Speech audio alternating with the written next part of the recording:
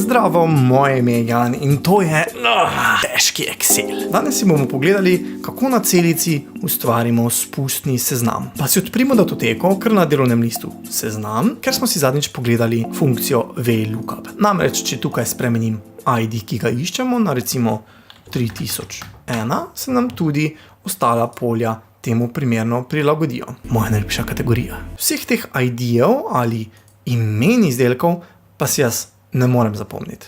Zato želim, da se mi tukaj prikaže gumbek s spustnim seznamom. Dajmo torej enkrat klikniti na celico H1, ne tako, da smo v njej, torej utripalke ni, gremo ven z Escape, če smo slučajno notri, samo na celico smo postavljeni. In gremo na zavihek podatki. V skupini podatkovna orodja imamo ukaz Preveri veljavnost podatkov. Pa dajmo klikniti na zgornji del gumba, tam ko je slika. Če slučajno stisnete na spodnji del gumba, bo treba še enkrat stisniti na Preveri veljavnost podatkov. Tako da kar zgornji del gumba, pogumno. Prikaže se nam pogovorno okno, kjer imamo določene veljavnostne pogoje. Trenutno imamo nastavljeno, da lahko v celico vpišemo poljubno vrednost. Lahko vpišemo številko, besedilo, karkoli, presledek, znak, vse. Zdaj pa ne želimo več poljubne vrednosti tukaj notri. Vendar bomo izbrali seznam. Določiti pa moramo še vir podatkov. Kaj naj bo na tem seznamu? Kliknemo v polje in označimo vse ID-je. Ctrl-Shift navzdol. Avtomatsko so celice fiksirane. Pa potrdimo z v redu. Tukaj vidimo, da se nam prikaže en takšnele gumbek, kjer lahko te naše različne ID-je izbiramo. Zdaj, velika pomanjkljivost tega seznama je, da po njem ne moremo enostavno scrollati z miško. Namreč, če želimo scrollati navzdol, moramo v bistvu biti postavljeni na tole puščico in na to scrollati navzdol. Če pa želimo gor, pa moramo biti postavljeni na puščici navzgor. Če poskušamo tukaj zdaj dol scrollati, nam ne gre. Tudi tukaj na samem seznamu lahko scrollam, koliko želim, pa ne gre. Pa dajmo izbrati recimo 4002. In temu primerno se tudi VLOOKUP prilagodi. Kaj pa se zgodi, če jaz tu notri vpišem recimo 5? Dobimo neko sporočilo, da se vrednost ne ujema z omejitvami preverjanja podatkov. To je zdaj malo bedasto, če to izpolnjuje nekdo, ki ne ve, da je tu zadaj spustni seznam. Zato se dajmo postaviti na celico in še enkrat klikniti preverjanje veljavnosti podatkov.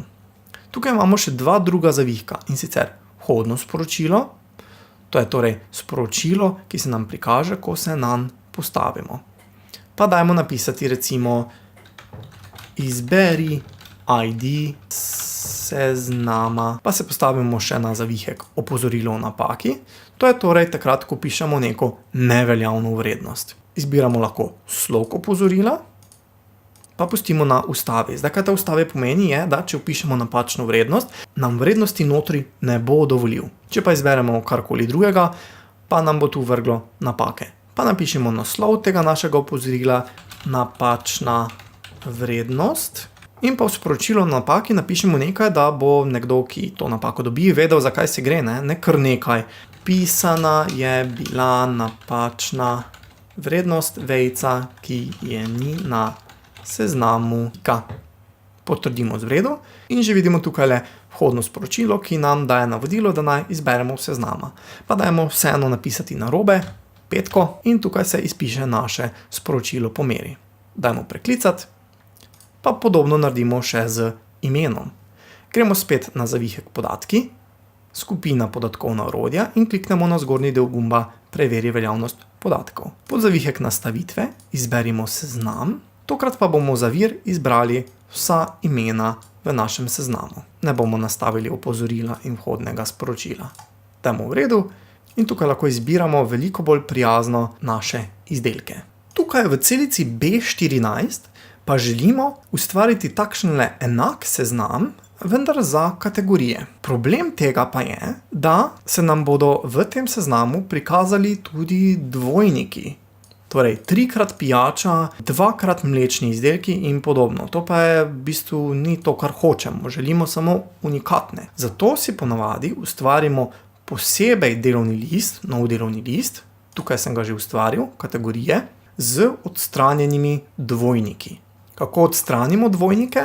lahko ročno, lahko pa z uporabo določenega orodja, ki ga bomo spoznali v prihodnosti. V vsakem primeru tukaj ni dvojnikov. Gremo torej nazaj na seznam, se postavimo, kjer želimo ta seznam imeti in kliknemo na preveri veljavnost podatkov. Spet bomo v spustnem seznamu izbrali seznam in za vir bomo tokrat izbrali delovni list kategorije in pa, ker bomo mogoče še kakšne kategorije spodaj dopisali, označimo kar celoten stolpec. Kliknimo na tale A, potrdimo z v redu in tukaj lahko izbiramo različne kategorije. Če zdaj dodam kategorijo recimo kruh, ki ga prej nismo imeli, bi se mi v spustnem seznamu moral pokazati. Zdaj, kje je ta spustni seznam še posebej koristen, ne le pri VLOOKUP-u, ampak tudi pri različnih drugih funkcijah. Namesto da pišemo tukaj naš pogoj, recimo pogojno seštevanje zaloge, uporabimo spustni seznam. Torej, želimo, koliko je skupaj zaloge po naših kategorijah. Navaden SUMIF.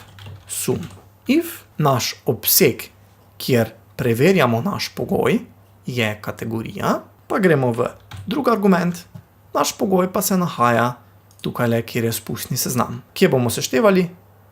Tam, ko je zaloga, pa potrdimo z Enter. Prej bi morali tukaj preko pisati vsakič novo kategorijo, tukaj pa lahko preprosto izberemo preko spustnega seznama. Kot rečeno, to lahko uporabimo za čisto vsako funkcijo, kjer se sklicujemo na nekaj ven. Tako, to je bilo za danes vse. Upam, da vam je bilo všeč. Če vam je bilo, dajte temu videu thumbs up in pa ne pozabite se naročiti na kanal ter spremljati mojo Facebook stran Office tečaji.